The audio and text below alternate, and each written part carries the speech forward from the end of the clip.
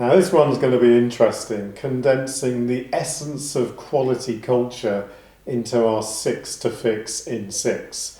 So let's see how we go. Before we start though, at NSF we believe quality culture is in essence what people do when no one is watching. In other words, those habits, those rituals, those behaviours that no matter what the pressure, they continue to do them no matter what.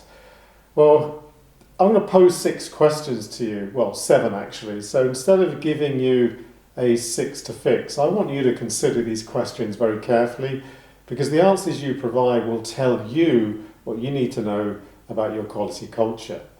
Question number 1, is everyone in your organisation, in your company, in your business, intimately connected to the patient?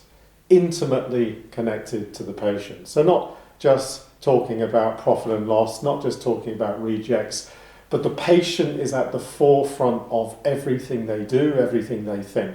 Because if that connection is not intimate, really people have no reason for caring.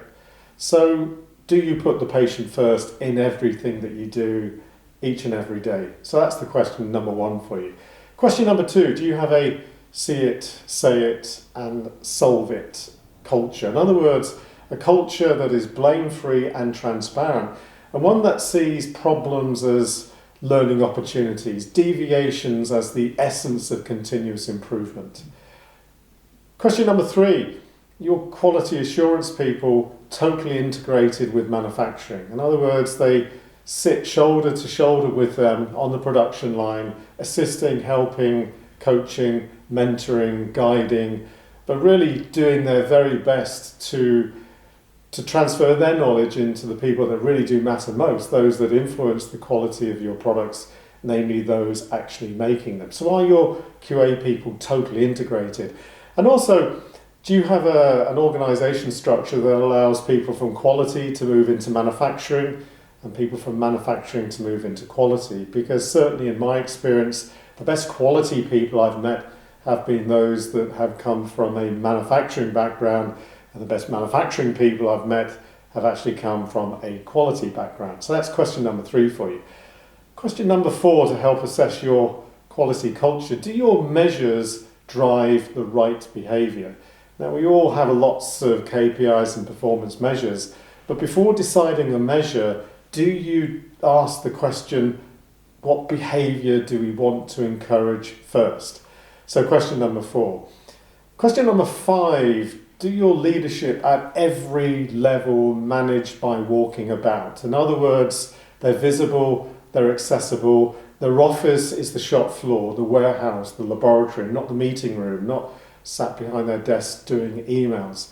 Because in order to enforce a standard of operation, to ensure that the quality culture is robust, you need people that set the standard, and those standard bearers are your leadership team at every level, from shop floor supervisor through to the CEO, through to the site head. Question number 6, is education your passion? Do you educate, and educate? Because in order to have a quality culture, you need knowledgeable, educated people. And remember the difference between education and training. You know, education is what remains when what has been trained has been forgotten. So education is about ingraining that knowledge, those behaviours into their very DNA, so that no matter what pressure they're under, they actually do the right thing no matter who's watching. So do you invest heavily in education, and is that budget protected no matter what? And finally, and importantly, do you have a passion for simplification and simple thinking? Because the best quality cultures have the simplest quality systems. Whenever you add complexity, it confuses, it demotivates, and often quality is compromised as a result. So they're your, not 6 questions actually, 7 questions for you to assess your quality culture. Because in those organisations that have the best quality culture, number 1, the patient is intimately connected to everybody that works in that organisation. They have a culture that is blame-free and sees problems as learning opportunities. QA is totally integrated into operations, and there's good cross-functional support within those groups. Measures always drive the right behaviour, and as far as KPIs are concerned, less is more. Leadership are visible, accessible, walk the talk, set the standard. Education is invested in strategically, and there is a passion for simple thinking. So finally, your call to action. Make sure your culture is robust. You know, we live and work in really challenging times, and we need to be sure that that quality culture stays no matter what. And please go to our free library of resources. There's actually a comprehensive checklist for you to benchmark your own quality systems and your own quality culture. So consider those 7 questions, share them with your colleagues, do our benchmarking through the questionnaire.